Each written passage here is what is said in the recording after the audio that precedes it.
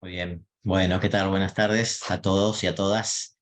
Eh, bueno, la idea es tomarnos un tiempo como para reflexionar o como para pensar en estos límites que mencionaban recién entre, digamos, dentro de lo audiovisual, entre el cine, el video, las instalaciones. O sea, vamos a hablar un poco de todo esto.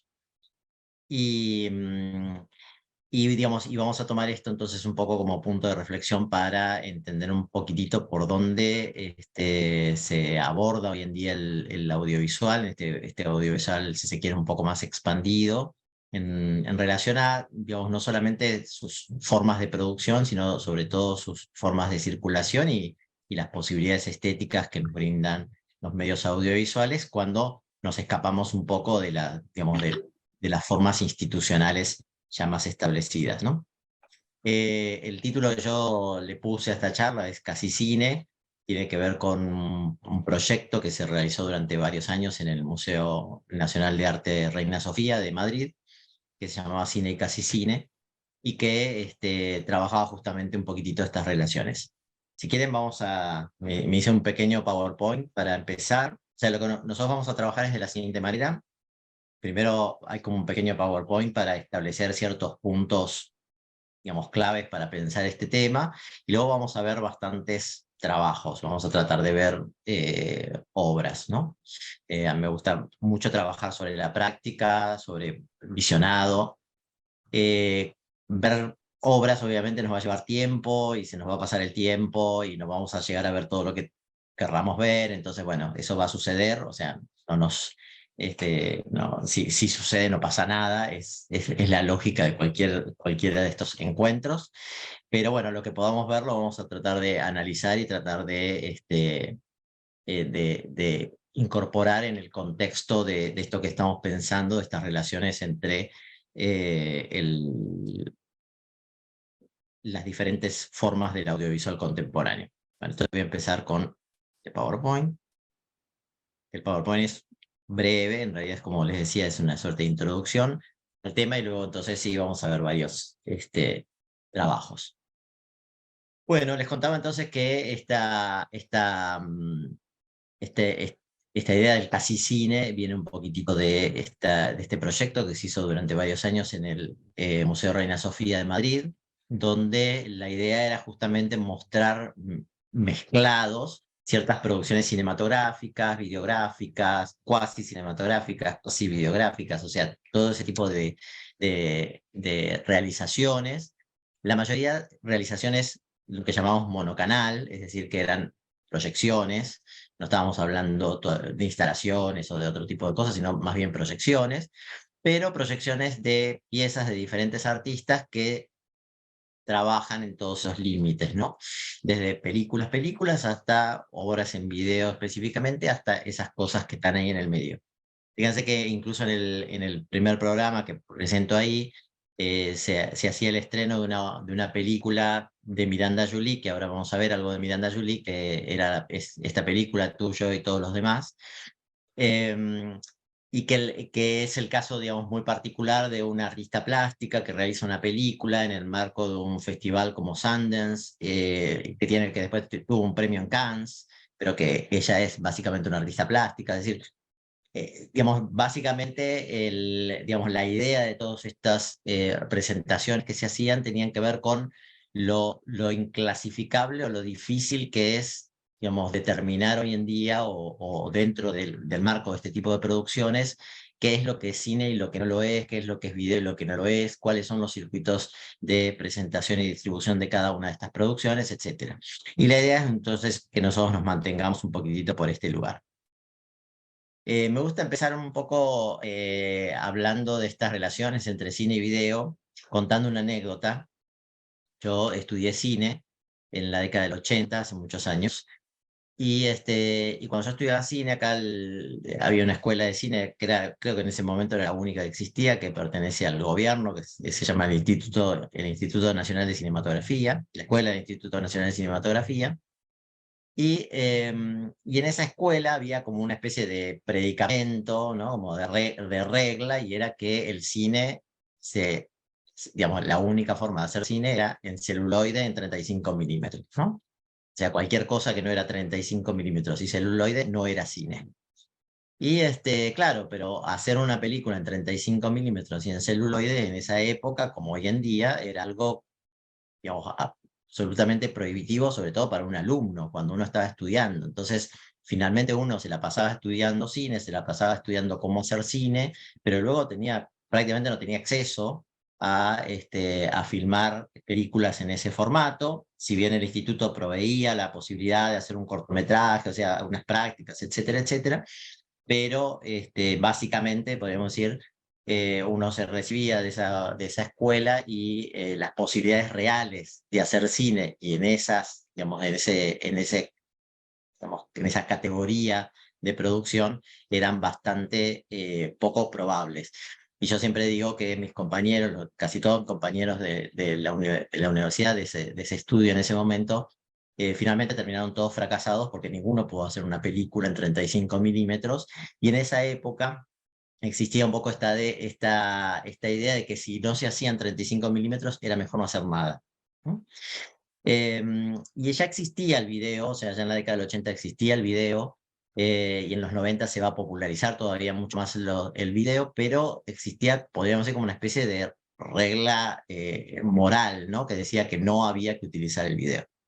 Y eso sucedió durante mucho tiempo en el cine hasta que ciertos cineastas justamente empezaron a ver bueno, que en realidad el video proporcionaba otras herramientas y que, digamos, era factible hacer cine en video, ¿no? O sea, que el video, si bien tenía una estética completamente distinta, digamos, dentro de todo era una producción audiovisual y era, digamos, y tenía como todas las posibilidades digamos, incluso de lenguaje, de producción y de recursos que permitían hacer cine.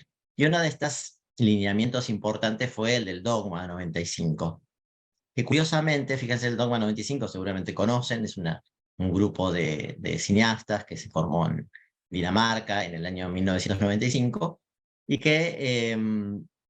y que comenzaron a hacer películas saliéndose sobre todo como de la espectacularidad y de los grandes presupuestos y de los grandes recursos del cine eh, institucionalizado, ¿no? Del cine de la época, tratando de ir a películas mucho más simples, con menos recursos, con un cierto grado de inmediatez, e incluso, digamos, dentro de su manifiesto y dentro de sus reglas, a las cuales ellos llamaban los votos de castidad, ellos mantenían la idea de que el formato tenía que ser académico y que tenía que ser una película de 35 milímetros, porque todavía existía esa idea, pero a la hora de hacer sus primeras películas se dieron cuenta que en realidad no tenían esos recursos, no podían acceder a esos recursos, y además esos recursos también de alguna manera iban un poco en contra de sus propios lineamientos,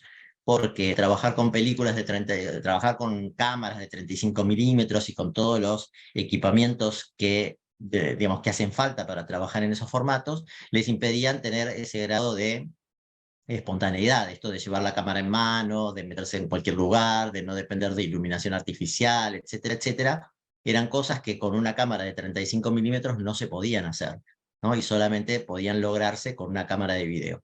Tanto es así que las dos primeras películas más importantes del Dogma, ¿no? Están ya filmadas, están ya grabadas, digamos, sería lo más correcto, están grabadas en video, y ahí entonces ellos hacen una corrección y dicen, bueno, la distribución se hace en 35 milímetros, pero en realidad se puede grabar en video porque el video justamente permite esta facilidad de utilización de los equipos que va a hacer a la estética del Dogma, ¿no? O sea, esa estética, insisto, como de cierta espontaneidad en la producción.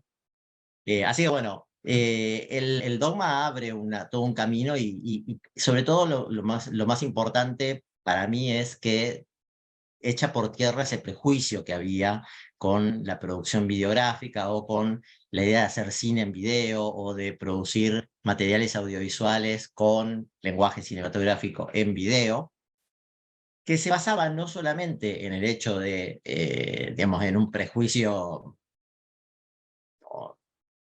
digamos que infundado, sino que tenía, digamos, tenía un cierto fundamento, y es que obviamente hacia la época en la cual se empezó a trabajar en video, el video no tenía la calidad que tenía el cine. Eso es real, ¿no? Incluso, bueno, acá yo puse una comparación entre un video de la década del 70 y una película de la década del 70, pero pasaba lo mismo en la década del 80 y en la década del 90, o sea, realmente el video de alta calidad es algo que aparece mucho, es muy posterior, posterior a la década del 90, tiene que ver sobre todo con con la digitalización y con la aparición de todas unas herramientas, sobre todo digitales. Y entonces, claro, claramente en esta época el video tenía una calidad que no tenía el cine, o al revés, el cine tenía una calidad muy importante y el video no accedía a esa calidad. Pero bueno, lógicamente los artistas que empezaron a aproximarse al video y a utilizarlo para producir sus primeros cortometrajes, entendieron que era necesario también como incorporar esas propiedades a sus producciones, ¿no? Es decir, que esa baja calidad también tenía un sentido, ¿no? Que esa baja calidad también tenía digamos, otorgaba una cualidad estética a la producción, y que eso también debía de alguna manera instrumentarse a la hora de hacer producciones. Hoy en día también lo que vemos es que hay como una vuelta también, o sea, es como toda esta baja calidad también está muy tematizada en el cine contemporáneo, ¿no? Es las famosas películas hechas estas por ejemplo, con las cámaras de vigilancia, ¿no? O con cámara en mano, o las de la bruja de Blair y todas esas cosas, tematizan también un poco esa baja calidad de las cámaras, que empiezan a ser entonces también recursos importantes a la hora de producir, y que finalmente lo que van a hacer es empezar como a generar un diálogo productivo entre las estéticas que vienen como desde ese lugar de la imagen química y de la imagen electrónica, que en algún punto se van a comenzar a asociar y van a empezar a convivir, ¿no? Que eso es lo más importante. Acá les traje es un videograma, digamos, de este video de Martha Rosler, La semiótica de la cocina, y una película de Sidney Lumet que se llama Tarde de Perros. La traigo a propósito porque después la vamos a mencionar nuevamente, ¿sí? Bueno, una cosa interesante que empezó a pasar, sobre todo a partir del Dogma, es esta idea ¿no? de esto de los cineastas que empiezan a migrar al video, ¿no? Y van a empezar a migrar de diferentes maneras. O sea, al principio por una cuestión estrictamente de producción, estrictamente recursos. O sea, el video es mucho más barato hacer películas en video que hacer películas en 35 milímetros. No solo es más barato, sino que también el video introduce toda otra serie de posibilidades de trabajo, no solamente estéticas, sino también posibilidades de producción, de las cuales ahora vamos a hablar un poquitito. Es bastante más simple, por ejemplo, tener una cámara de video que tener una cámara de cine para un cineasta o para un realizador. ¿Y eso qué implica? Si yo tengo mi propia cámara, puedo tardar 2, 3 años en hacer una película. Si yo tengo que hacer una película con una cámara de cine, tengo que alquilarla y solamente la voy a poder usar el tiempo en el cual la pueda alquilar, ¿no? O sea, voy a depender de unos recursos, digamos, específicos, y lo voy a tener que hacer lo más rápido posible, etcétera, etcétera. Es decir, no es menor, ¿no? El hecho de que estos recursos requieran bueno, unos presupuestos muy diferentes, y que en definitiva entonces eso va a hacer resentir las producciones que hagamos con unos y con otros. Y de esto se dan cuenta un poco los cineastas, ¿no? Había muy pocos cineastas en la década del 80, del 90, que podían disponer de recursos de producción cinematográfica por el tiempo que quisieran. Yo creo que uno de los pocos que podía en la década del 80, el 90, era Andrei Tarkovsky, ¿no? Que podía tardar 12 años en hacer una película. Pero ningún cineasta podía tardar 12 años en hacer una película, ¿sí? Es decir, si no tenía ese prestigio, ¿no? Y esa valoración. En realidad, las películas se hacen en 4 o 5 semanas y punto, y las personas que invierten en una película esperan resultados en ese tiempo. Entonces, muchos artistas que querían como despegarse de esos tiempos de producción empiezan justamente a utilizar el video, que les permite, bueno, estar 1 año, 2 años haciendo producción, investigando, y llegar a la finalización de su proyecto cuando ellos o ellas quisieran, y no cuando los productores o las personas que están financiando lo dicen. Bueno, y así entonces es como vemos a muchos cineastas, muchos y muchas cineastas volcándose al video. Chantal Akerman es un caso bastante particular, no solo por, digamos, por la forma en que incorpora el video, sino también porque empieza a trabajar mucho con este sistema de las proyecciones simultáneas, ¿no? En distintas pantallas. Y esto es algo que también va a facilitar mucho los recursos del video. No porque no se pueda hacer cinematográficamente, sino que obviamente hacerlo cinematográficamente es muchísimo más caro. Y además, podríamos decir, va un poco como en contra de como del sentido institucional del cine, ¿no? Que el sentido institucional del cine todavía sigue siendo la pantalla única, el espectador sentado, ¿no? En el medio de la sala oscura. O sea, hay como una forma de ver el cine que no es la forma de ver el video es mucho más lábil en ese sentido y permite muchísima más experimentación por parte de los cineastas. Entonces, vamos a ver que es bastante común esta migración de los cineastas al video cuando quieren como empezar a experimentar con esto, con pantallas simultáneas, con recorridos, con diferentes posicionamientos de él o las espectadoras en relación a las piezas, dar un poco más de participación al público. Acá tenemos una obra de Harun Farocki, donde él trabaja a partir de una reflexión sobre la primera película del cine, ¿no? Los obreros saliendo de la fábrica, y tratando de ver cómo se representan los obreros en el cine a lo largo de 11 décadas en este caso, ¿no? Desde la primera película de los Lumière hasta digamos, a la época que se hizo esta videoinstalación en el año 2006, digamos, cómo fueron representados los obreros en diferentes películas, en diferentes producciones. Él hace toda una reflexión sobre eso, y uno de los medios que le parecen como más adecuados para finalmente, digamos, poner en el espacio, digamos, o poner o materializar, digamos, esta reflexión, finalmente termina siendo de una videoinstalación, que además es una videoinstalación que utiliza televisores y bueno, y que tiene el formato que ustedes están viendo ahí en la pantalla.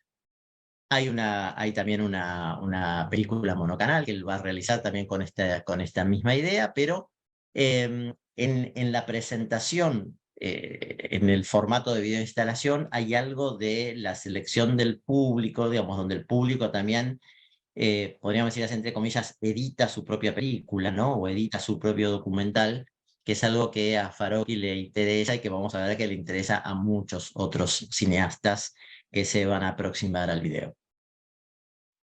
El video también permite, hoy en día, con todos los recursos que tenemos y con el video de altísima calidad, y etcétera, etcétera, hoy en día permite, digamos, reponer la situación cinematográfica, o no, la espectacularidad de lo cinematográfico, incluso, digamos, como superarlo, ¿no? Como podemos ver acá en esta película o en esta videoinstalación de Julian Rosfeld, que se llama Manifesto, donde además él trabaja con todos los recursos cinematográficos, porque en realidad lo que hace son 13 cortometrajes, 13 películas, que están además realizados con todos los recursos del cine, que son grabadas, que son filmadas en cine y que luego son reproducidas en grandes pantallas de video, para generar, bueno, toda una relación de simultaneidad entre 13 formas de ver distintos manifiestos artísticos de la historia del arte,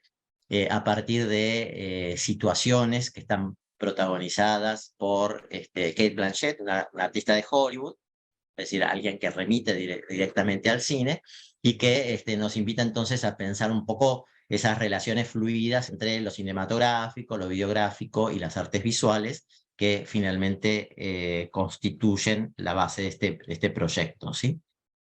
Se ha presentado en muchos lugares, no siempre de esta manera. Acá se mostró en la Fundación PROA hace unos años, con pantallas mucho más pequeñas, pero en este caso en los Estados Unidos, en el Armory, es esto que estamos viendo acá, estas imágenes que estamos viendo acá, eh, lo que hace Roosevelt es un poco como ir a ese formato, digamos, de la pantalla grande del cine, ¿no? O sea, como reponer un poco la experiencia cinematográfica, si bien en cuanto al recorrido y en cuanto a la arquitectura, digamos, claramente está dentro del formato de la videoinstalación, donde el espectador o la espectadora pueden ir, digamos, circulando y pueden ir como construyendo un poco su propio relato audiovisual. Em, voy a hacer así como una especie de caracterización, digamos, de ciertas aportaciones del video a esta producción audiovisual ampliada, digamos, a esta salida del cine mismo, o de su propio, de su propia aparición institucional, para luego, como les decía, empezar a entrar en casos concretos. Primero, un aporte importante es la independencia de las duraciones estándares, que una película dura 1 hora y media, dura 2 horas, digamos, tiene una cierta duración con la cual tiene digamos, que tiene que conformar, y sin embargo el video, digamos, puede durar cualquier cosa, puede durar de 1 minuto, 3 segundos, lo que sea, o sea, digamos, el video de alguna manera lo que permite es como esta flexibilidad absoluta en cuanto a las duraciones, que bueno, que hacen que los realizadores no tengan que andar pensando o conformando digamos, ciertos formatos preestablecidos por la industria. Luego, la independencia de los tiempos de producción cinematográficos, que tienen que ver con esto que les comentaba antes, ¿no? Es decir, tener cámaras propias, tener recursos propios para producir, hace que uno no dependa de los tiempos industriales o de los tiempos de las rentas, ¿no? De la forma tradicional en la cual se accede a los recursos cinematográficos. Y esto ha sido muy, muy potente en la producción videográfica, sobre todo a partir de la aparición de las computadoras. Em, no, y el hecho de, digamos, podríamos decir como la bisagra más importante, el quiebre más importante, se ha dado no tanto en el lugar de la producción como en el lugar de la edición, ¿no? Porque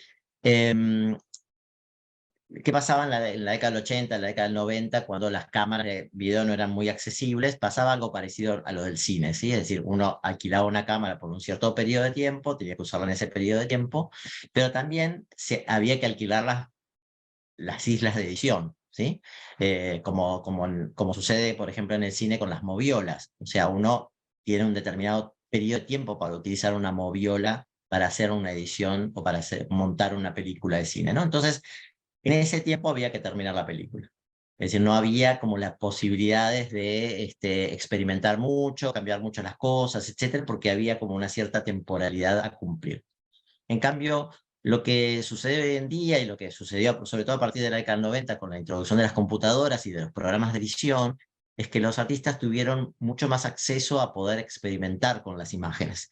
Entonces, montarlas de una manera, de otra manera, agregar efectos, sacarle los efectos, o sea, todo eso se pudo hacer gracias a, insisto, la aparición de las computadoras, y hoy es un elemento común, digamos, es una herramienta común que uno, digamos, trabaja a partir de un audiovisual en una computadora y tiene el tiempo necesario y suficiente como para hacer todas las pruebas que uno quiera hasta llegar a un producto que sea el que uno tiene en la cabeza o el que quisiera llegar a presentar.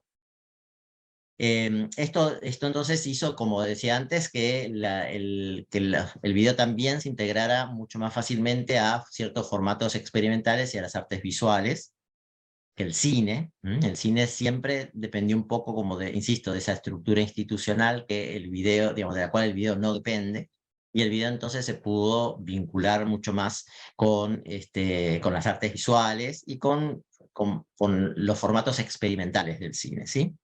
Otra cosa importante fue la variedad de dispositivos de reproducción, que al principio el video solamente se podía ver en un televisor, pero luego empezaron a aparecer las pantallas, las proyecciones, las pantallas planas. Es decir, hoy en día hay una cantidad de recursos de presentación audiovisual que complejizan mucho más y le dan muchísima más variedad a las presentaciones audiovisuales que lo que suele suceder con el cine.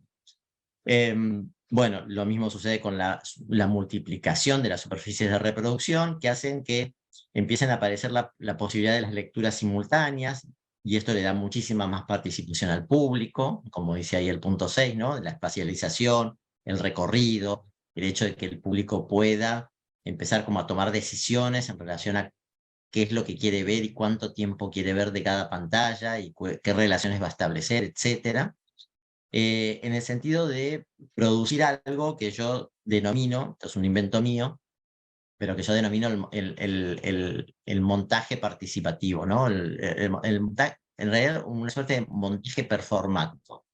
Es decir, que el espectador o la espectadora, a medida que recorren un espacio, van haciendo un montaje en su cabeza, y ese montaje le da un carácter único a la pieza que cada espectador o espectadora ve o asiste, ¿sí? Y esto no es algo que suceda por casualidad, sino que es algo que está como muy previsto en el programa de este tipo de producciones, y ahora lo vamos a ver en algunos casos, ¿sí? O sea, vamos a ver cómo funciona esta idea del montaje performativo para construir sentido. O sea, no solo por el hecho de que alguien deambula y va como, digamos, construyendo espontáneamente relaciones que aparecen porque sí, sino porque bien los autores de estas piezas han pensado en que eso va a suceder y cómo eso puede tener un sentido para la pieza en sí misma, ¿no? Un sentido estético, un sentido conceptual. Otra cosa que sí que también es bastante interesante e importante en relación a lo que introduce el video son estas narrativas abiertas, incompletas y recurrentes. Abiertas en el sentido de que muchas veces no tienen fin, no tienen principio ni tienen fin, en todo caso tiene principio y fin la duración del video, pero no necesariamente tiene principio y fin lo que estamos viendo. Incompletas en el sentido también no solamente de que esté pensado desde el artista que va a ser incompleta, sino también el hecho de que el público se va cuando quiere. Entonces, la narrativa termina siendo incompleta muchas veces por decisión del propio espectador. El espectador se va y la narrativa queda, digamos, se termina cuando el espectador se va, ¿no? O sea, ya no depende exclusivamente de las decisiones que pueda tomar un autor o un director en este caso. Claro, alguien me puede decir, bueno, en el cine también alguien si quiere se levanta y se va, sí, pero es cierto, pero en general el cine es como una estructura en la cual es muy poca la gente que se va. La gente se va en general cuando no le gusta la película, bueno, se levanta y se va, pero no es que esté pensado en la estructura de la pieza el hecho de que el público se pueda ir. En cambio, en las videoinstalaciones está pensado en la estructura de la videoinstalación que el público se va a ir en algún momento y que no se va a quedar hasta el final. O sea, hay piezas que están pensadas justamente para eso. O sea, que son extremadamente extensas y que uno sabe que el espectador en algún momento se va a ir y que va a llegar en un determinado momento, en cualquier momento, y se va a ir en cualquier momento. Entonces, claramente la narrativa puede tener una duración o, digamos, un transcurso, digamos, muy determinado por parte del autor. Y el hecho de las narrativas recurrentes, porque sabemos que muchas de las videoinstalaciones funcionan en el loop, o sea que son cosas que se repiten y se repiten y se repiten y se repiten. Y esto también es muchas veces tenido en cuenta por los y las autoras, porque digamos, forma parte también de una forma de presenciar estas videoinstalaciones.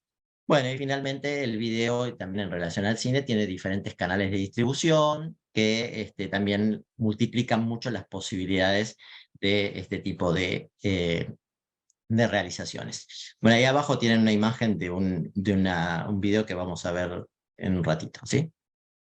Bueno, les hablaba de esa película, Tarde de Perros, esa película protagonizada por Al Pacino. Y acá traigo una obra de un artista francés que se llama Pierre Gil, que parte de esa película. Y acá, sobre todo, lo que quería llamar la atención es al hecho de que qué es lo que hace el video, qué otra gran digamos, apertura o qué otro gran campo de producción abre el video en el arte contemporáneo, que tiene que ver mucho justamente con la revisión del cine.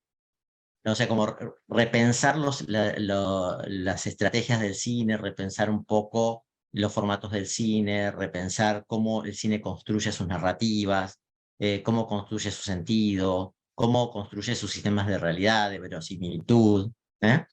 Esto se da mucho dentro de la producción videográfica contemporánea, entendiendo al cine no solamente como un sistema de producción narrativa estandarizada digamos, y asentada en la cultura, sino también entendiendo al cine como parte del tesoro de esa cultura, ¿no? O sea, los que sobre todo los que hemos nacido, no sé, después de la segunda mitad del siglo XX, hemos nacido digamos, con una cultura audiovisual cinematográfica incorporada, y entonces hablar un poco del cine o pensar las relaciones del cine con la realidad, con la ficción, etcétera, no es solamente hablar del cine, sino también hablar de cómo todos los que hemos sido formados en esta cultura entendemos las relaciones entre realidad, ficción, representación, etcétera.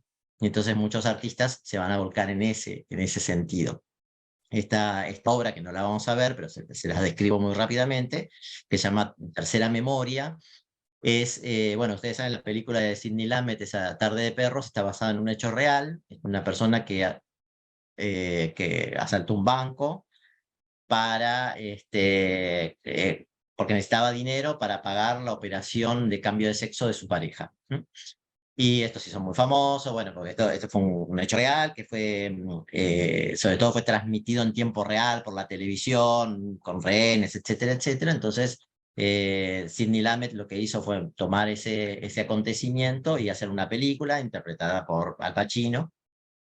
Y lo que hizo Pierre Hughes fue a la cárcel a buscar al verdadero protagonista de lo que había sucedido, y cuando este señor salió de la cárcel hizo una película paralela donde el verdadero protagonista cuenta cómo fueron realmente los hechos, ¿no? O sea, no como los representó Hollywood, sino como él efectivamente los había hecho y los vivió. Y entonces lo que hace un poco este artista francés es comparar como esos dos relatos, ¿no? El relato cinematográfico con el relato del protagonista, pero ¿para qué? No como para atraer, podríamos decir, un relato verdadero, porque además esto fue como 20 años después, cuando esta persona salió de la cárcel y ya había pasado muchísimo tiempo, sino para construir justamente, como decía acá, una tercera memoria, ¿no? Un tercer relato, que es como este lugar entre la realidad y la ficción, donde realmente o todo es realidad y todo es ficción, ¿no? O sea, realmente no podemos terminar como de definir cuáles serían como los niveles de realidad que tenemos digamos, dentro de esta historia, en medida en que, bueno, todas estas capas de ficcionalización han ido operando a lo largo de los años. Esta es una obra que sí vamos a ver en un ratito, es una obra de Candice Brights, pero también nuevamente por esto de la realidad y la ficción y del testimonio, quería traerla acá, después la vamos a ver algún fragmento. Lo que hizo Candice Brights es una obra con la cual ella participó en la Bienal de Venecia en el año 2017. Ella es una artista de Sudáfrica, y lo que hizo fue hacer distintas entrevistas a personas migrantes, personas que tuvieron que emigrar de sus países por diferentes conflictos, y toma todos esos testimonios y se los hace interpretar a actores de Hollywood. Y la idea es un poquitito, tiene mucho que ver con algo que muy de la contemporaneidad, muy de nuestro mundo, digamos, donde estamos tan anestesiados muchas veces por estas historias de personas, los conflictos y los migrantes, y etcétera, gente que ha tenido tantas dificultades en su vida.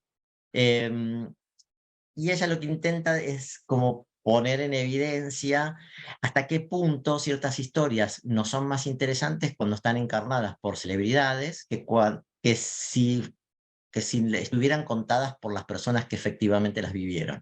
¿sí? O sea, que a veces ciertas historias son mucho más interesantes si las cuenta Julianne Moore que si las cuenta la persona que efectivamente la vivió, o sea, que nos podría contar, relatar digamos, realmente qué fue lo que sucedió, ¿no? Pero esta cultura que tenemos de que le creemos más a ciertas interpretaciones, no porque sea Julianne Moore, sino porque ella sabe cómo interpretar, sabe cómo decirlo, sabe cómo llegar al corazón del que está escuchando, y quizás una persona que simplemente una persona que ha tenido dificultades no tiene esa capacidad de llegar a convencer de esa manera. Bueno, esto es lo que trata de poner en evidencia Candice Bright en esta obra que se llama Love Story y de la cual probablemente vamos a ver algún fragmentito. Espero que lleguemos a ver todo esto que les estoy prometiendo.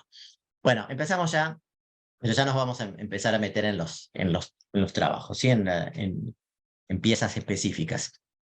Bueno, lo primero que les quería mostrar es una obra de Miranda Jolie, que, como les comentaba, es una artista que viene como del mundo de las artes visuales, que se metió en el cine, hizo una película, hizo otra película, en realidad, que se llama El Futuro, de la cual vamos a ver ahora un fragmento, porque lo que sucedió con Miranda Jolie es que ella, bueno, hizo una primera película, está Yo, tú y todos los que conocemos, que fue un gran éxito, que tuvo, como les decía, un premio en Cannes.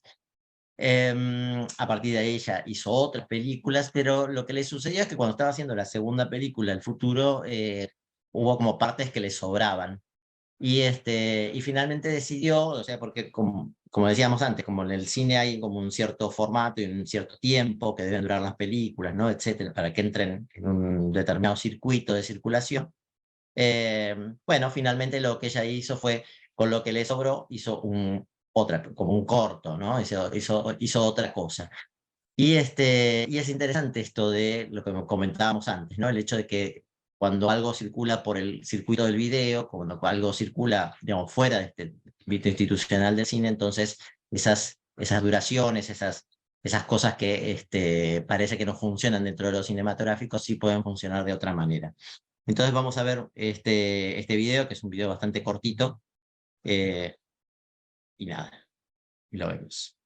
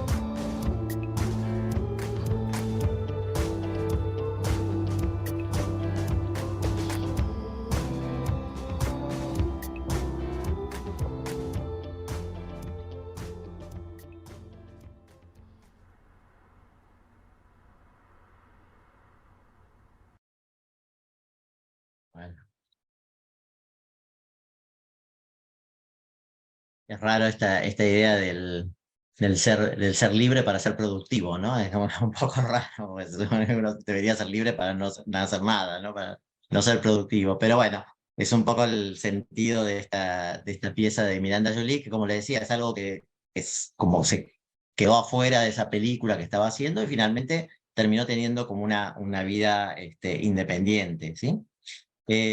Algo que, digamos, un tipo de película que mezcla un poco como, ¿no? Algo de los recursos de las artes visuales, sobre todo de la performance, pero contada con la narrativa del cine, ¿sí? Porque no es tiempo real, no es, sino que es, digamos, está contada con cortes, con cierto misterio, ¿no?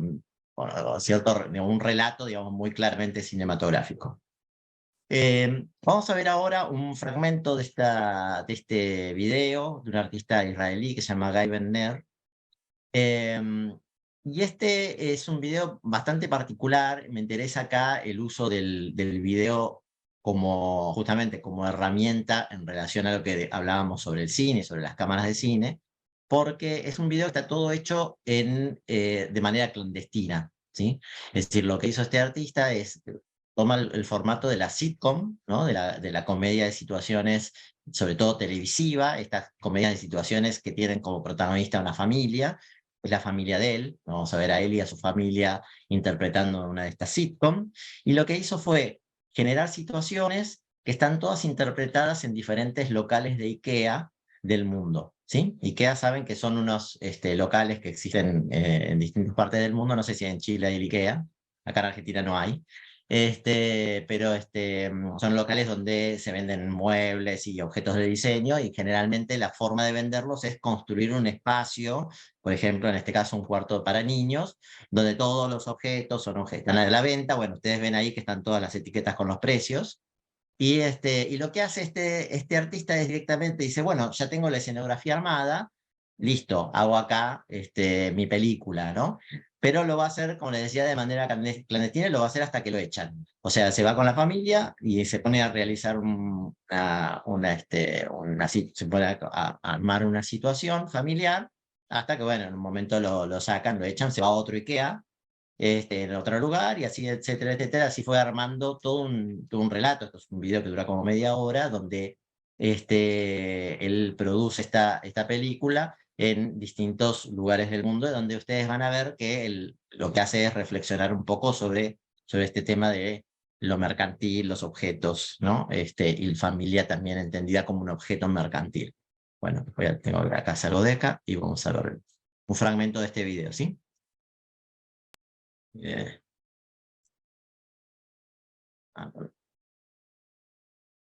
Para compartir.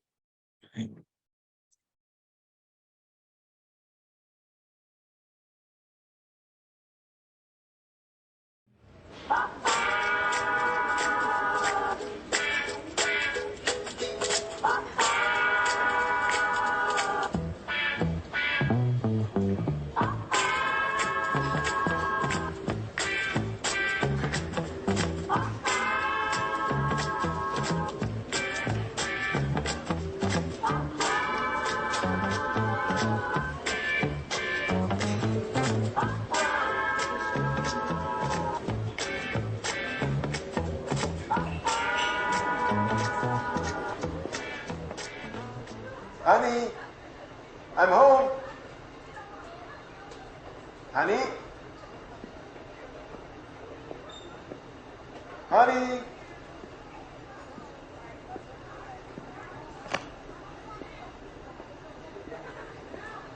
Customer service line, please. Customer service line, please.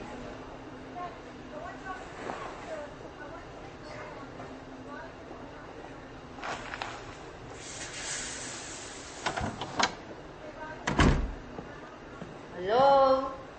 Anybody home?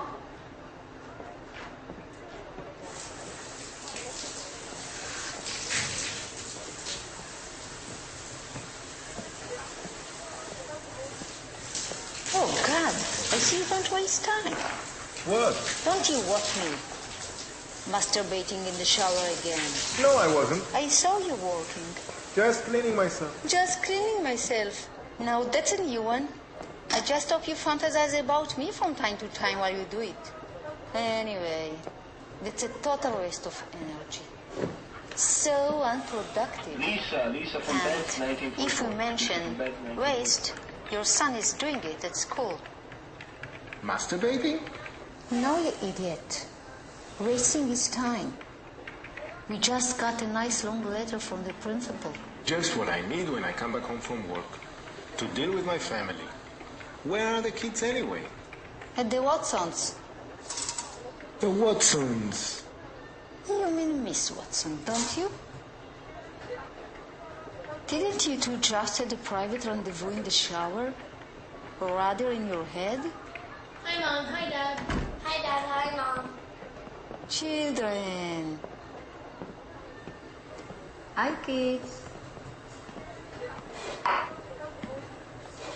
Had a good day? Your son just brought a note from school today. Apparently, he was caught stealing money from little Billy Watson. You can't do that, son. Why? If you want something, you have to earn it. When I was your age, I was already out, earning my own money. Where do you think we got this house from? Do you think we stole it? Das nimmt auf, meinst du? Ja. You have to work for your pleasure, son. Listen to your dad. He knows what he's talking about. Why? Just a few moments ago he was doing just that in the shower. Oh, and before I forget, your lovely daughter came home last night after 12. Didn't you? I forgot to look at the time. No, you forgot to ask for permission. I'm sorry, You just didn't ask for permission. Young lady, you're grounded. Max was stealing and you didn't ground him. Oh, don't worry, young lady. Max will pay for his mistakes. And besides, I find it easier to understand Max's motives. His urge for money is natural. To your room, Pinocchio, and let your nose lead the way. Oh, you never listened to me.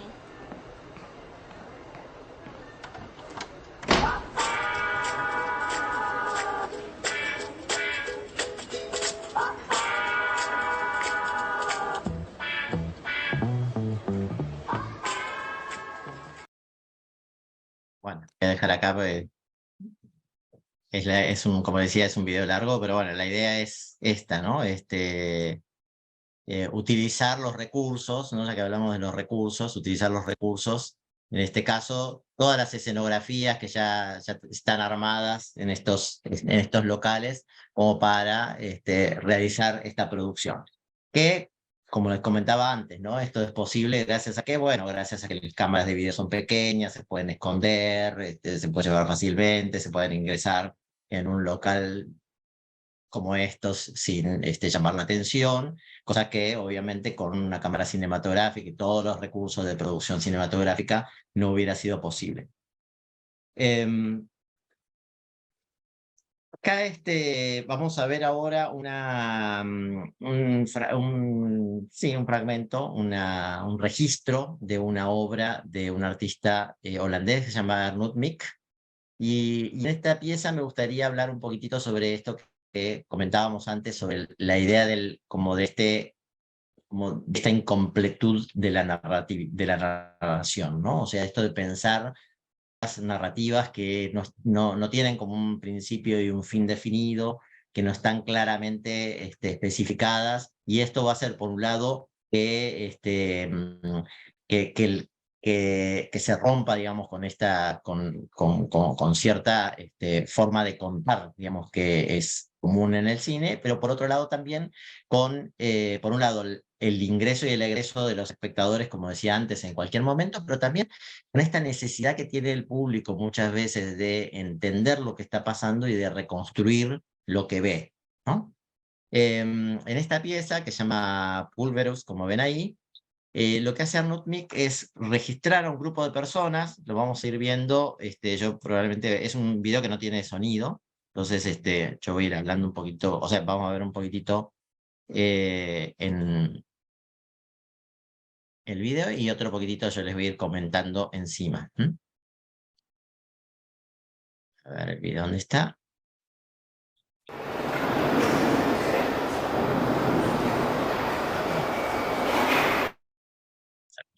Ahí.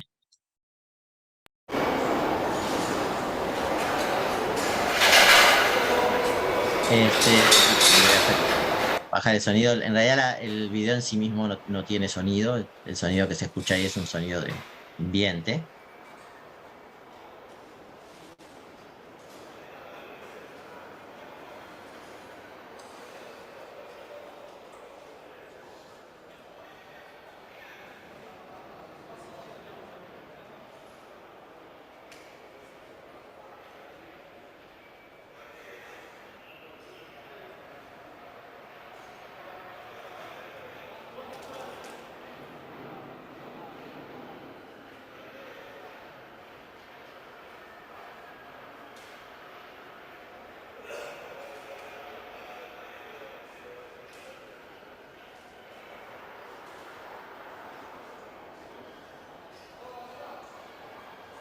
Lo que nosotros estamos viendo, se dan cuenta, es como una suerte de traveling por una situación, por algo que está pasando. Pero es algo de lo que no tenemos demasiada información y no la vamos a tener tampoco, ¿sí? O sea, un poco la pieza es eso. Lo que hace el artista es, bueno, son un grupo de personas que están como podríamos decir, en el depósito de un supermercado. Y lo que hacen estas personas es empezar a tomar los objetos y los van destruyendo, los van vaciando, toman recipientes y los vacían, toman, qué sé yo, elementos y los empiezan a contar y los rompen y están todo el tiempo rompiendo cosas, ¿sí? Claro, y nosotros, digamos, y no se da ninguna otra información, o sea, no sabemos exactamente qué está pasando y por qué. O sea, no sabemos muy bien de dónde viene esta gente, por qué están haciendo esto.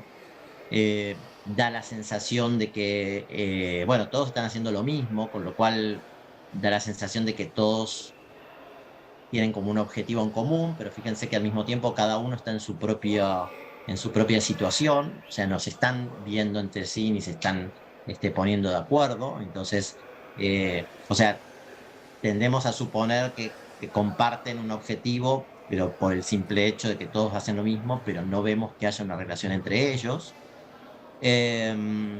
No sabemos por qué lo hacen, para qué lo hacen, cuál es el fin. No parece gente violenta, ¿no? A pesar de que están haciendo, ¿no? Que están destruyendo todo, pero no parecen específicamente violentos. No parece gente que tengan una necesidad en particular, o sea, son como personas, podríamos decir, como de clase media, como están bien vestidos, digo, no es que están, no se ve que estén, no sé, protestando en contra de un supermercado, ¿no? Y destruyéndole el depósito por algún motivo en particular, ¿sí? Entonces, claro, toda esta falta de elementos para entender la situación, ¿qué va a hacer? Va a hacer que el espectador o la espectadora como que se construya su propio relato en la cabeza, ¿no? Es decir, todo esto que yo en medio les estoy contando, porque bueno, que tenemos poco tiempo y no. Esto surge espontáneamente, podríamos decir, en la cabeza del espectador. ¿Por qué? Bueno, porque hay un recurso cinematográfico que es el traveling. El traveling descubre situaciones, descubre personajes, o sea, tenemos situaciones, tenemos personajes, tenemos acciones, digamos, tenemos un montón de elementos narrativos. Lo que no tenemos es el hilo narrativo, ¿no? Es el argumento. Y lo que sucede, digamos, como nos sucede siempre en el cine, es que siempre tenemos como esta necesidad de comprender o necesidad de saber qué está pasando, necesidad de entender o de deducir, ¿no? Qué es lo que puede llegar a estar pasando. Y entonces Arnold Mick trabaja un poco con eso, ¿no? Con esta necesidad que tenemos todos como espectadores de estos relatos cinematográficos de llenar estos personajes, situaciones, acciones con sentido narrativo, ¿no? Y un poco eso es lo que hay por detrás de muchas de estas producciones que hace Arnold Mick, que siempre tienen un poco como esta misma estructura. O sea, algo que sucede, que es muy claro lo que está sucediendo, o sea, no hay nada confuso en lo que está pasando, o sea, lo que está pasando es muy claro. Lo que pasa es que no sabemos por qué sucede, ¿sí? Pero no hay confusión, no hay sin sentido, ¿no? O sea, en todo caso, uno como espectador no conoce el sentido de lo que está pasando, no conoce las motivaciones, pero no es que no existan, ¿no? Y entonces siempre nos deja en ese lugar un poquitito de tener que andar como completando todos esos datos que nos faltan con, bueno, con nuestra, como podría decir, con nuestra propia experiencia, con nuestro propio pasado, con lo que hemos visto en otras películas o con lo que sabemos de la realidad, ¿no? Digo, yo viviendo acá en la Argentina, uno ve esto y dice, es una manifestación, ¿sí? En Alemania por ahí no lo piensan como manifestación, lo piensan como otra cosa. De hecho, la obra la elegí un poquitito porque tiene que ver también con el consumo, que es lo mismo que veíamos antes en la obra de Guy Benner, del artista israelí. El artista israelí hace toda una, podríamos decir, como una parodia, digamos, una ironía sobre la idea del consumo. Acá, Arnold Mick lo que trabaja es o por lo menos lo que él dice o lo que él explica, pero que insisto, el espectador no necesariamente tiene por qué saberlo, porque no está explicado en ningún lugar, pero lo que él dice es que él trabaja un poco a partir de la idea justamente de la abundancia sobre todo el primer mundo, donde la gente destruye, porque bueno, porque hay abundancia, ¿no? Porque realmente no hay escasez y esto tiene un poco que ver con cierta expresión de la riqueza, ¿no? O sea, ser rico también es justamente desperdiciar las cosas, ¿no? O sea, no tener conciencia del valor que tienen las cosas y desperdiciarlas, ¿no? Y eso habla un poco de cierto sentido de la riqueza, que es el que él busca expresar a través de este video, pero que, insisto, los espectadores no saben de esto, sino que, digamos, todo el tiempo tienen como que ir construyendo un relato a partir de estas imágenes que son, por un lado, como decía, contundentes porque muestran cosas, digamos, que son claramente visibles, pero por otro lado, muy, digamos, en un estado de muchísima indeterminación y que necesitan ser llenadas con sentido por parte de los espectadores. Acá vamos a ver un pequeño video también de esta videoinstalación. Esto sí ya es una videoinstalación, es de un artista iraní que se llama Shirin Nejat. Shirin Nejat trabaja mucho el lugar de la mujer en la sociedad musulmana y trabaja, o trabajaba, porque después la han criticado bastante en relación a eso y ha cambiado un poco su estrategia y sus piezas, pero trabaja mucho, podríamos decir, la confrontación entre el mundo de los hombres y el mundo de las mujeres, ¿no? En estas sociedades. Y lo que hace son unas videoinstalaciones donde proyecta dos imágenes en dos pantallas enfrentadas. O sea, ustedes imaginen, acá tenemos las dos imágenes juntas, pero lo que hace Shirin Nejat en realidad es trabajar dos imágenes enfrentadas, es decir, en una sala, normalmente rectangular, colocar una pantalla en una punta, otra pantalla en otra punta, las dos pantallas, insisto, están enfrentadas, y en el medio, en los costados, hay asientos para que el público se siente, ¿sí? Pero ¿qué es lo que sucede con este tipo de instalación? Las dos pantallas no se pueden ver nunca juntas. Es decir, si yo miro para un lado, no miro la otra, ¿sí? Si miro para el otro lado, no miro la otra. Es decir, que solamente puedo ver una pantalla por vez. El espectador que está en el medio, que está sentado en el medio, en realidad lo que hace todo el tiempo es mirar para acá, mira para allá, mira para acá, mira para allá, ¿sí? Y esto, conceptualmente, lo que nos está diciendo es que el espectador tiene que tomar una decisión y que esa decisión podríamos decir que el espectador tiene que tomar partido. O está de un lado o está del otro, ¿sí? O te mira para un lado o mira para el otro. Y esto hace que, como decía, hace un poco como al sentido final de la pieza. Digamos, la pieza no solamente tiene sentido en lo que se exhibe, en lo que se muestra en las pantallas, sino que tiene un sentido que está en su propia presentación y en esto de obligar al espectador a tomar partido todo el tiempo a ver una pantalla o a ver la otra, ¿no? A estar con la mujer o a estar con los hombres. Hay acá una confrontación que ya la podemos ver en la imagen, el hombre está acompañado de otros hombres, digamos, tiene un respaldo, la mujer está sola. Vamos a ver ahora en el video, el hombre canta, tiene la palabra, tiene el poder de la palabra, la mujer no canta, la mujer hace como unos sonidos, que son como unos sonidos más guturales, son sonidos más corporales. Y todo esto genera una confrontación, los hombres vestidos de blanco, la mujer de negro, digamos, todo esto genera una confrontación que nos trae o nos lleva al lugar en el cual, digamos, estos dos universos están completamente enfrentados según dos lógicas completamente distintas que para el artista, para Shirin Nejat, representan estos dos mundos inconexos de hombres y mujeres en Irán. Vamos a ver también un fragmento de esto, sí, tenemos tiempo todavía para ver, así que vamos a ver. Bueno, acá el problema que vamos a tener es que vamos a ver las dos pantallas en simultáneo, con lo cual, insisto, no es exactamente la forma en la cual se ve esta videoinstalación, sino que normalmente son las dos pantallas enfrentadas y uno tiene que decidir si uno ve una cosa o ve la otra. Así vamos con el sonido.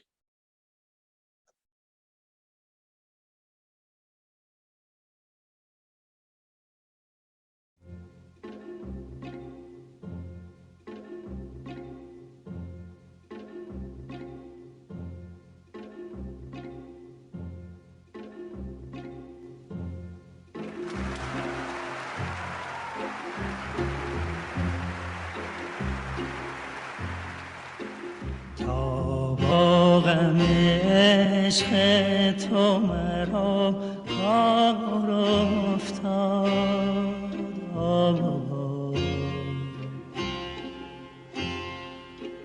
بیچاره دلم بیچاره دلم در غم بسیار افتاد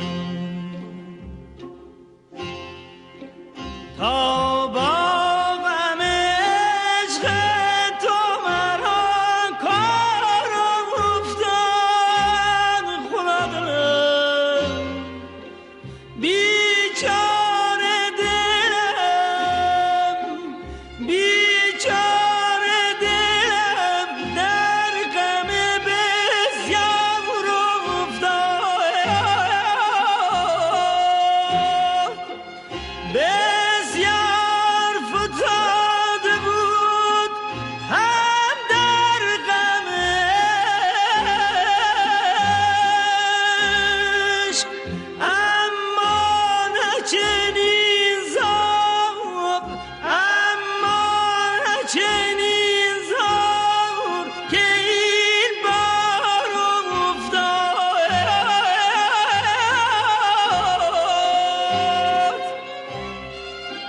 اما نه چنین زار اما نه چنین زار که این بار افتاد سودای تو را بهانه Acá, perdón, voy a hacer un adelanto, porque si no, no llegamos a ver.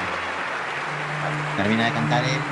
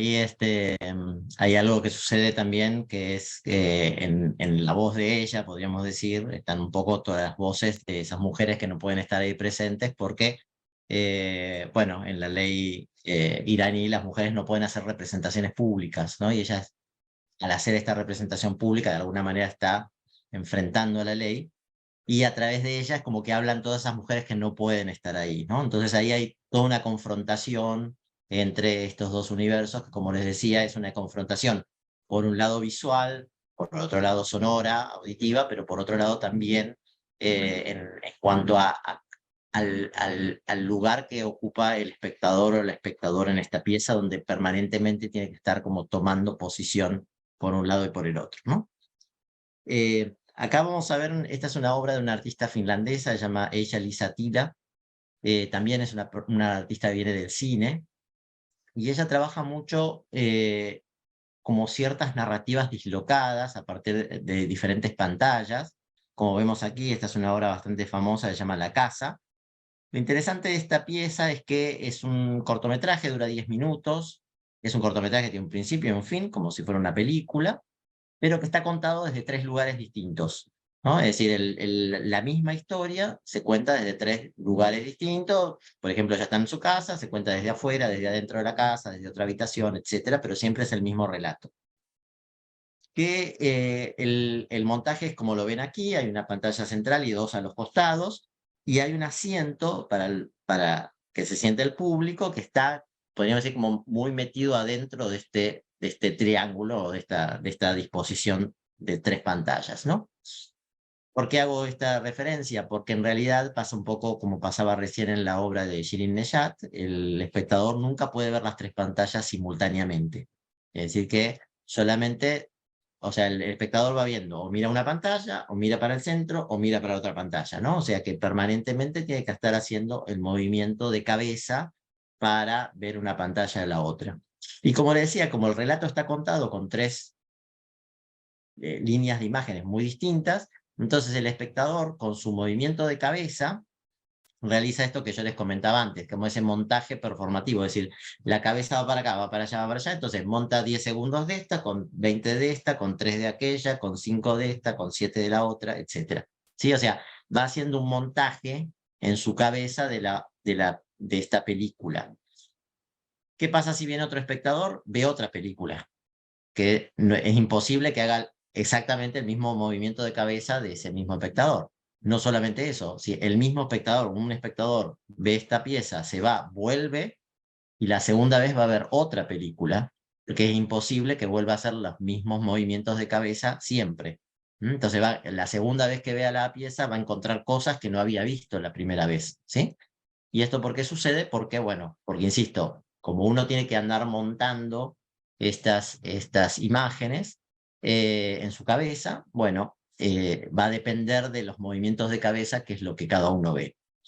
Y esto también tiene otro sentido, que es un sentido conceptual que hace a la obra en sí, que la obra lo que cuenta es la historia de una mujer que vive en el medio del campo, en el medio de la naturaleza, en Finlandia. Imagínense Finlandia, un país donde todo está bien y no pasa nada. Y ella empieza a leer los diarios y se entera que en el mundo hay muchas catástrofes, ¿no? O sea, hay muchas matanzas, mucha inseguridad, etcétera, y empieza como a tener cierta paranoia de que finalmente algo la pueda invadir a ella, y entonces se pone a construir cortinas para cerrar las ventanas, y finalmente se queda encerrada en su casa, ¿no? Y lo interesante de esta pieza es que ese grado de paranoia se construye en el espectador también, en esto de estar todo el tiempo mirando para todos lados, a las distintas 3 pantallas, ¿no? Es decir, yo estoy mirando una pantalla y veo y tengo la sensación de que una imagen está por acá y la otra imagen está por acá. Entonces miro para allá y tengo la sensación de una imagen que me mira por acá, y ¿no? Entonces, todo el tiempo el espectador tiene como ese mismo sentido de la paranoia, de algo que lo está invadiendo desde afuera de su, ¿no? de su círculo visual, de su espectro visual, en realidad. Y entonces se genera como este mismo estado, podríamos decir, de la protagonista, a través justamente de un recurso que es un recurso de montaje, es un recurso de, digamos, de cómo mostrar estas cosas, ¿sí? Bueno, paso rápidamente por esta obra, que es un artista que se llama Doug Atkin, un artista norteamericano, que también una obra por la cual él ganó un premio, se llama Tierra Eléctrica. Y lo que vemos primero es la pantalla con una persona que está en una habitación de hotel con un control remoto y está viendo la televisión y se está medio durmiendo. Y después cuando pasamos hacia otro ámbito, hay 8 pantallas donde se ven distintas situaciones de la vida urbana, sobre todo nocturna, y nunca tenemos nunca sabemos si eso efectivamente sucede o es parte del sueño de esta persona que se quedó dormido porque estaba muy cansado, o es lo que está mirando en la televisión. O sea, llega un momento donde esas imágenes no sabemos específicamente, digamos, a qué corresponden, ¿no? Si como parte de la realidad, de la ficción o del delirio o del sueño del protagonista. Y ahora, para terminar, vamos a ver algo que tiene que ver con lo documental, ¿no? Con pensar estas relaciones que les comentaba entre la realidad y la ficción, eh, a partir del cine, por supuesto, y a partir de, digamos, de todas estas confrontaciones entre, digamos, cómo se nos muestra la realidad en diferentes formas de producciones audiovisuales. Y acá les traigo la obra de un artista llamado Homer Fast, no la vamos a ver, pero se las comento. Bueno, conocen seguramente la película de Spielberg que se llama La lista de Schindler. Homer Fast hizo una película que se llama La lista de Spielberg, y la lista de Spielberg es cómo Spielberg hizo para conseguir a los extras de su película. O sea, cómo él fue construyendo un listado de todos los extras que iban a trabajar en su película, cómo iban a trabajar como cautivos, digamos, en un campo de concentración, ¿no? Y es interesante porque él va mostrando cómo Spielberg muchas veces le da más importancia, podríamos ir al physique du rôle, a que la persona parezca un cautivo, que a los cautivos, porque él fue fue a buscar extras en Polonia, y en Polonia había mucha gente que había estado en campos de concentración. O sea, que había tenido la vivencia del campo de concentración, pero Spielberg muchas veces prefería dejar a esa gente afuera y buscar otras personas que físicamente parecían más cautivos que los propios cautivos que habían estado cautivos, ¿sí? O sea, toda esa relación extraña entre, digamos, digamos, la realidad y lo que tiene que ser real para una película, ¿no? Para una película que va a mostrar, que finalmente va a contar esa realidad, ¿no? La realidad que Spielberg está dejando afuera a la hora de contratar a sus extras, ¿no? Entonces es bien interesante, entonces el artista aquí trabaja con 2 pantallas simultáneas donde vamos viendo un poco como fragmentos de la película, ¿no? Fragmentos de entrevistas a todas estas personas que fueron entrevistadas además por Spielberg, ¿no? Y entonces se genera toda una trama bastante interesante bueno, entre todo esto, ¿no? Realidad, ficción, historia, memoria, ¿no? Etcétera.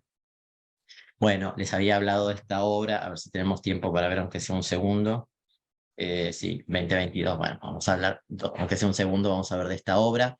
Les contaba que tenía que ver con distintos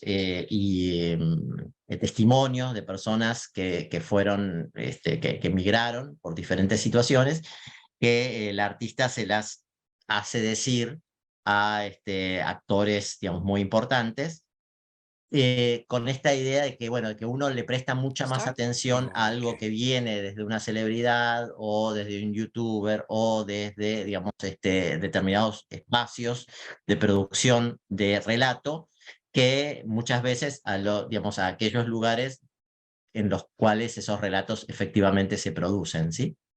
A ver si estoy... Ahí está. Okay, Ready. I'm ready. Her name is Julie? Well, first of all, I want to thank him. Oh, sorry. Okay. I'll repeat. First of all, I want to thank Alex for being part of this. Oh, Alec! Sorry, can you repeat her name? Julie. Julie, okay. Julie. The name is Alec. I just want to tell Mr. Alec, when this guy, Alec, tells my story, he has to get it right. As a message to her, I know she's a Big person, famous. Mr. Alec. You must be happy when you get, be happy that Candice is giving you this opportunity to give people my story, to tell them about my life. My message to Julie, I really don't know that much about her, but what I know is because there are famous people all over the news, TV, I know that when she will listen to the story and share it with the world, it won't be the same as if it were just me coming to stand here, just me sharing my story, because I don't think all those nice people would come just to listen to my story. I don't think so. I just want to ask you to tell this story that I went through in the right way. But I think because of what she is, because of who she is, I know it'll be something nice that people will come and hear because she's a famous one.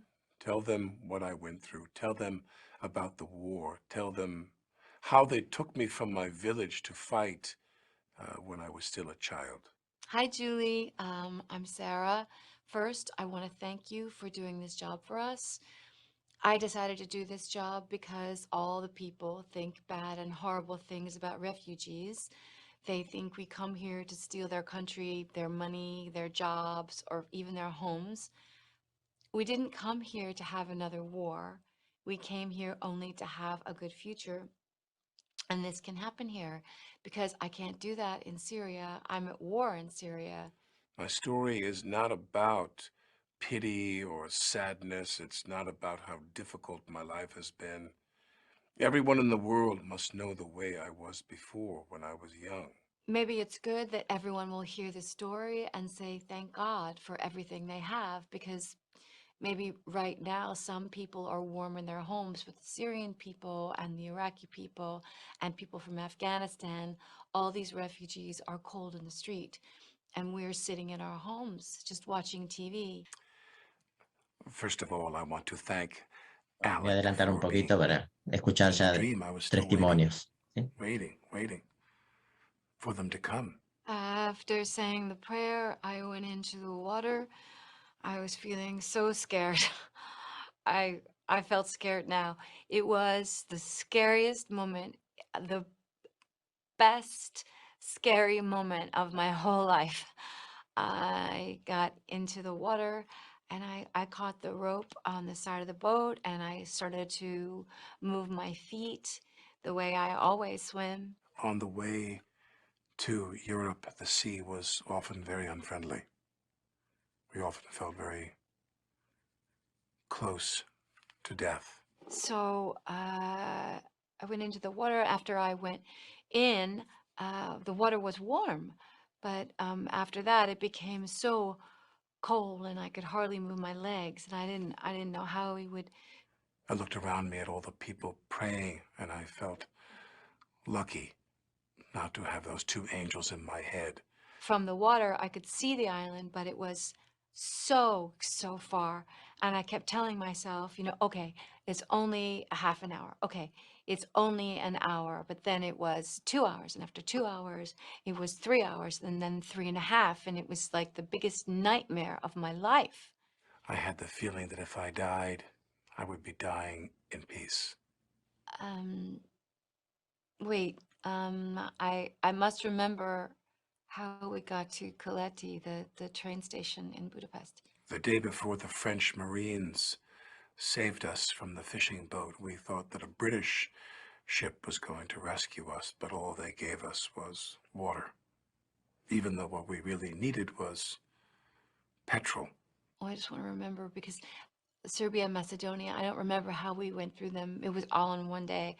I'm trying to remember how we got the Hungarian border. The crew of the British ship made fun of us. They laughed at us and took photographs of us and asked us stupid questions. Where are you from? And what were you thinking when you boarded a boat like this? And where are you going? In fact, we couldn't really go anywhere. We had already run out of petrol. Sometimes someone sticks a finger in your eye, but you can't scream. Stories like these, well, I'm telling you, they're a part of real life. So can I start, please? I came here today to tell you about the war, about how they abducted me from the market when I was 14 or 15. I never thought that one day I would be in Mandela's country. The war was like that. They took us to the bush. I saw so much blood. I want to share my story. Even when I was getting... Dejo, es un video bastante largo, pero bueno, estamos apremiados con el tiempo.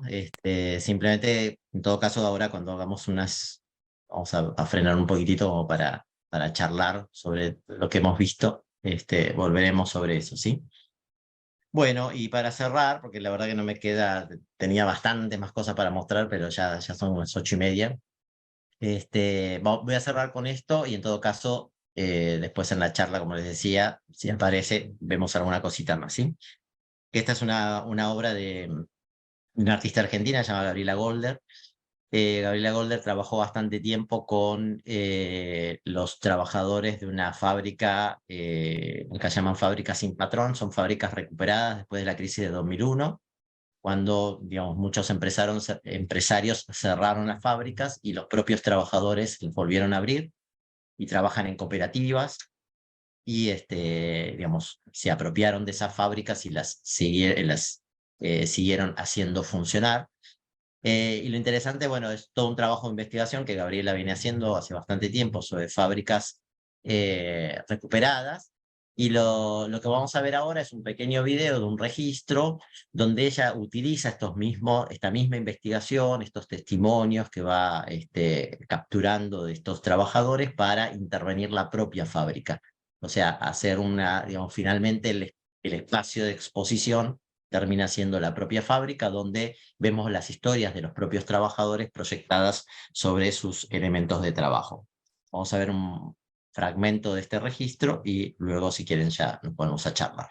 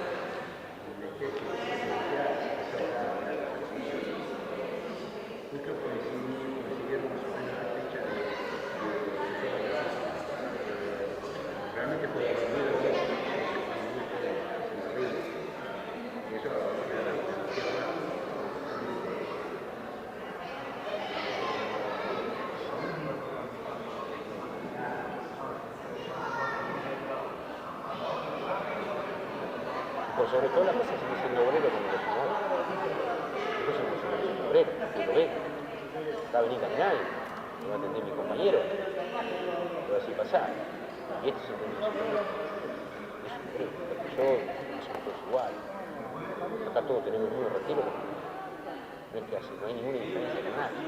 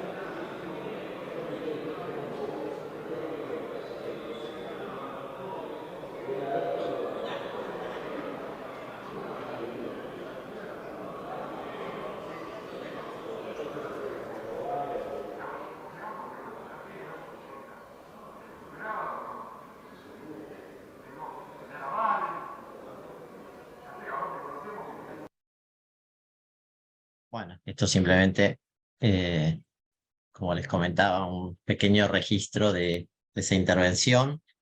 Pensando un poco, como decía al comienzo, esto de los espacios alternativos de exhibición, ¿no? De distribución de estas piezas, ¿no? Que ya al no ser cine, se pueden adaptar a otros espacios, incluso tienen mucho más lógica dentro de otros espacios, como podría ser en este caso estas historias de vidas puestas en el mismo lugar donde día a día se van desarrollando.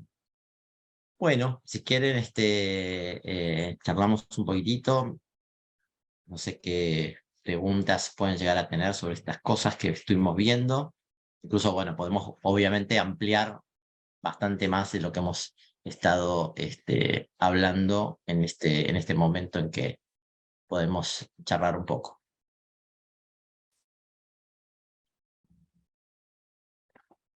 Sí, la idea, bueno, yo obviamente, como les comenté al principio, sabía que no iba a llegar a ver todas las cosas que había preparado, no íbamos a llegar, pero bueno, como suele suceder en estos casos, la idea es como ver un panorama, o sea, ver cosas que se pueden hacer, ejemplos de otros artistas que han hecho, en función de, bueno, de esto, ¿no? Yo creo que, como todo, o sea, ayuda mucho ver, ¿no? O sea, forma mucho el ver cosas, ¿no? O sea, el ver obras, el ver qué hacen los artistas, ¿no? O sea, eso ayuda mucho como a formar uno su propia capacidad bueno, de por dónde puede ir el audiovisual contemporáneo, ¿no? O sea, es ver y ver y ver, más allá, por supuesto, de conceptualizar, pero ver, ¿no?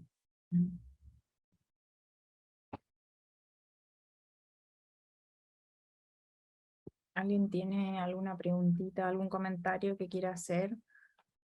Todavía casi todos los que entraron.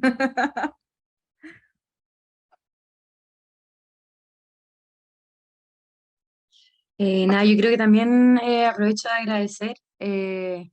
Como estamos en un proceso de construcción de proyectos como audiovisuales, justamente así que, no sé, yo también anoté muchas ideas de todos estos ejemplos increíbles que muchos no sabía que existían y que vienen muy acorde como con esta idea de hacer participar más al espectador, de hacer más parte del espectador a través de lo sensorial, de interactuar con el espacio.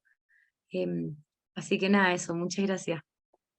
Bueno, gracias, Dalina, gracias, Nacho, ahí te estamos leyendo.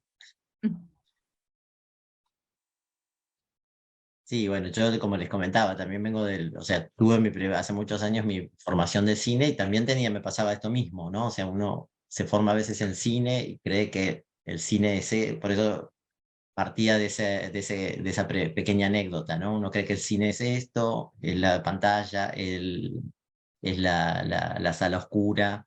Si bien es cierto que hoy en día el cine es otra cosa también, porque está en Netflix y existen muchas otras cosas, este, mm, pero hay mucho más, ¿no? Y es bueno, digamos, tener como un cierto registro de esas cosas que existen, ¿no? Incluso si uno quiere hacer la película más tradicional del mundo, ¿no? Pero, digamos, siempre está bueno saber que existen todas esas otras cosas.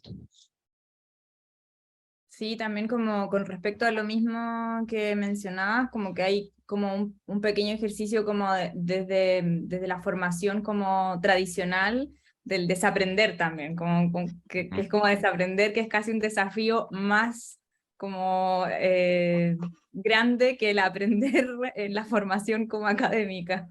Hay dos personas, mira, hay una Sí. pregunta ahí Paloma como preguntó Javier. sobre artistas chilenos.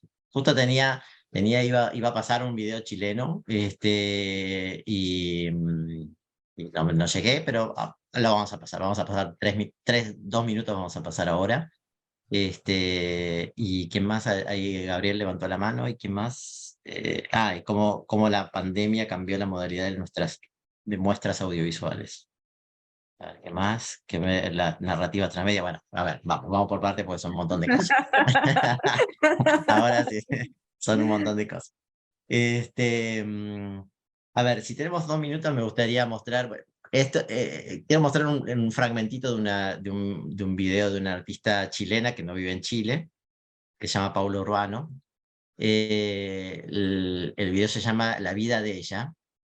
Y lo que es interesante porque Paula, se tuvo que exiliar en la época de la dictadura, o familia, en realidad ella era muy chica, y se fue a Suecia, la familia, y ella volvió en un momento y quiso como un poco como recuperar qué le podría haber pasado a ella si se hubiera quedado en Chile, ¿no? O sea, si se hubiera quedado en su país.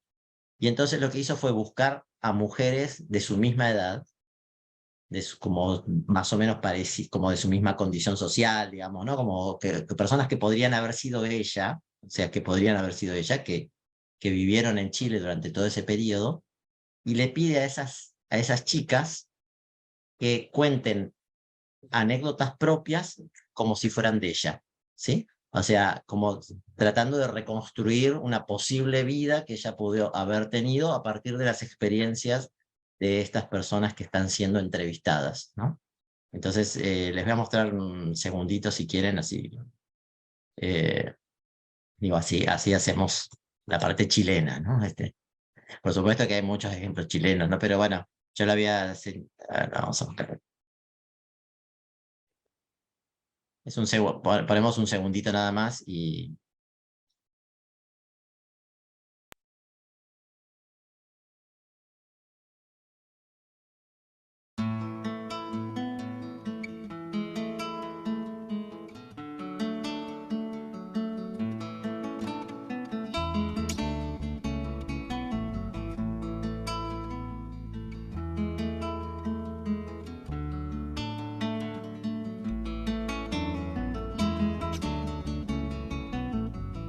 Soy de la generación que creció en tiempo nublado, la que cargó con el pecado de todo lo anterior, aquella que con temor vio cómo quemaban libros y transformaban el himno que en el colegio aprendió. Estamos muertos de calor dentro del teleférico, que es una cosa súper chiquitita, donde se puede apreciar todo Santiago y uno da como un recorrido súper grande por el cerro.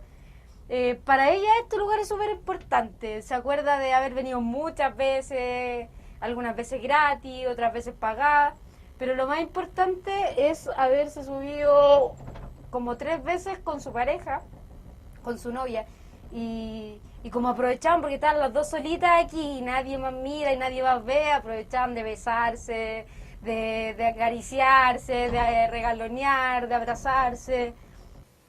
En ese tiempo habían hartos como programas de entretención en la televisión. También se dice que era por la misma dictadura que ponía muchos programas de entretención para que la gente evadiera la situación del país. Y ella se juntaba con sus primos y veían el Happening con Ja. Era un programa de humoristas chilenos. Y había uno en particular que los hacía reír mucho, todo, a ella con sus primos, que era un buzo, un tipo que se haga marisco. Y que aparecía de cualquier lado, aparecía como a veces como de un baño público, salía así, preguntando por Caleta el Membrillo.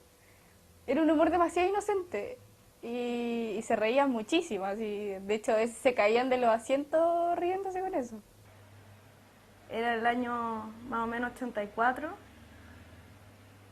y ella veía siempre barricadas afuera de su casa, que pasaban los milicos, que de repente tenían que salir de la casa con los papás en un auto que siempre estaba malo, que estaba siempre estacionado y nunca lo podían hacer partir. Entonces siempre había que empujarlo. Pero igual eran tiempos bonitos, o sea, como la inocencia que ella tenía en ese tiempo no... Yo creo que ahora ya no la tiene, ya la perdió.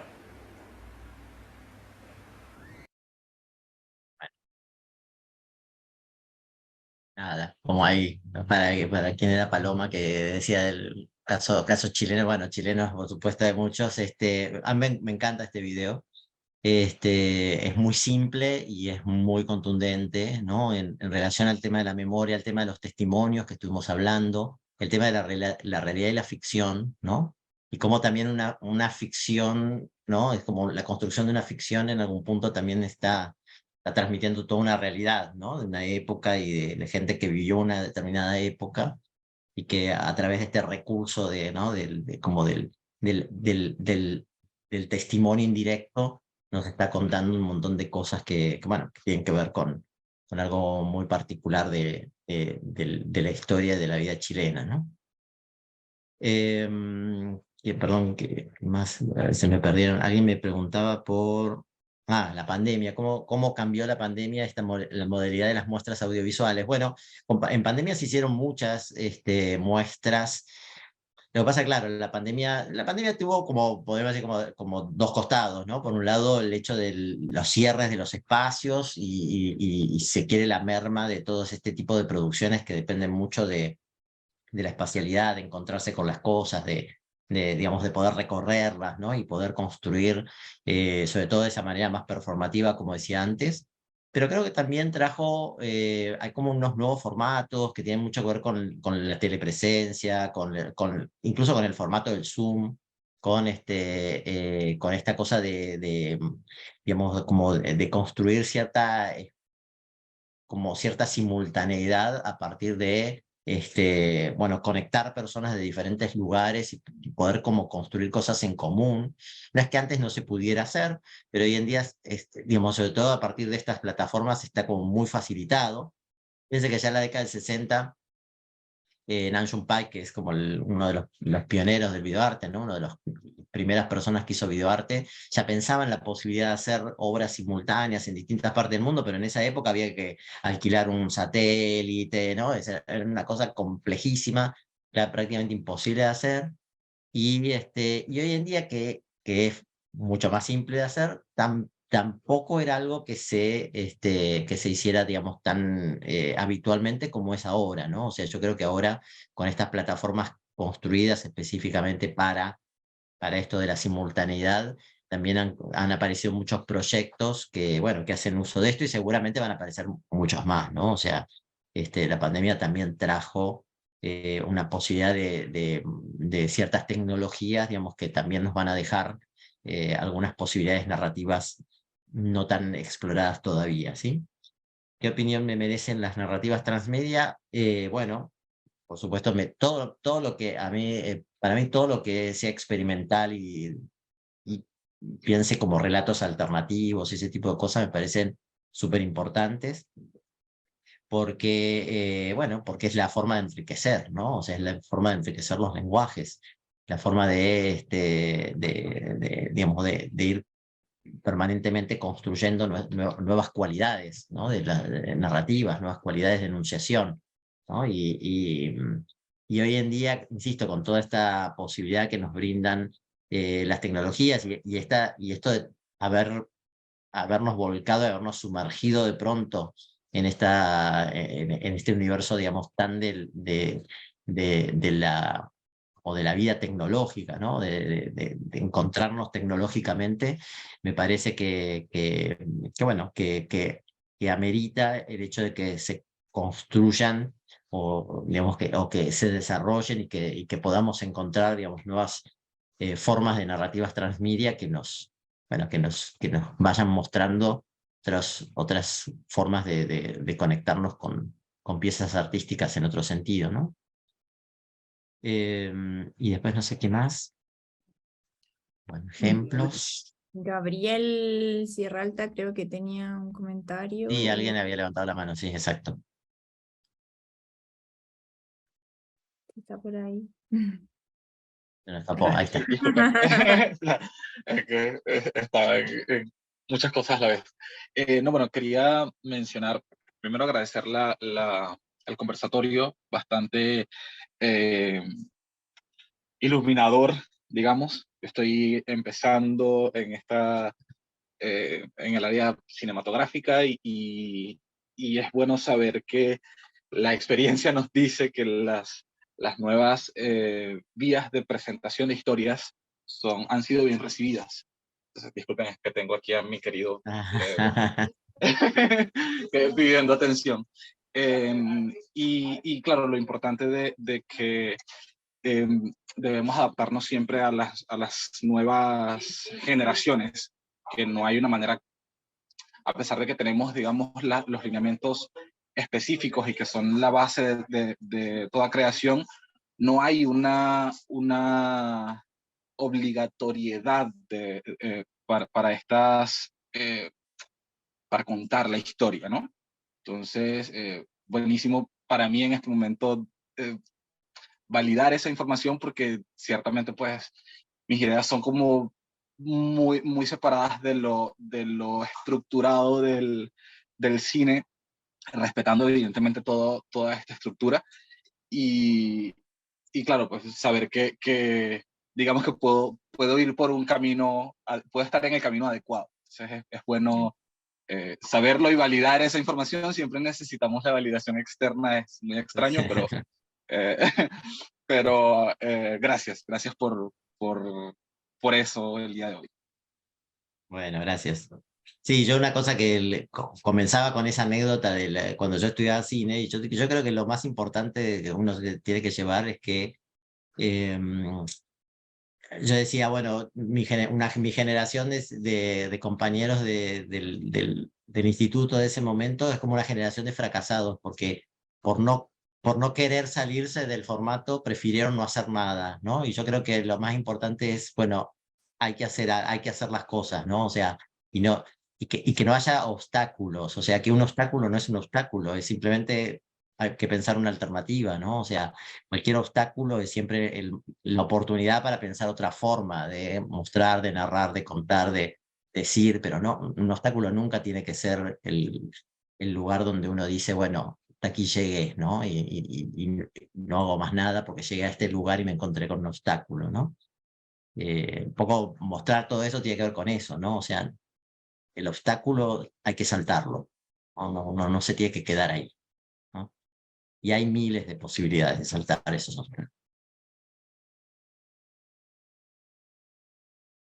Sí, súper. Bueno, eso, como muchas gracias también como por esa oportunidad de, claro, como repensar también como la posibilidad de que, claro, técnicamente existe una estructura y una forma, como decía recién Gabriel, como de respetable, quien quiera y pueda producir lo que lo produzca, muy bien, se agradece, somos consumidores en general de mucho material audiovisual hecho con grandes como recursos, pero también que exista como esa fisura donde uno de alguna manera puede como deambular entre puras grietas que son al final como la posibilidad de construir desde el mismo lenguaje, más allá de los recursos económicos, más allá de los recursos técnicos, o incluso pensando que ese es un plus para el mismo trabajo, la misma carencia del recurso técnico o el abaratar ciertos recursos o incluso como permitirle al espectador como la sugerencia a partir de como la anulación de cierta espectacularidad que puede tener como la imagen quizás como súper construida y súper como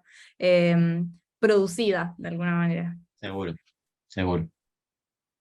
Bueno, no sé si es que hay más preguntas.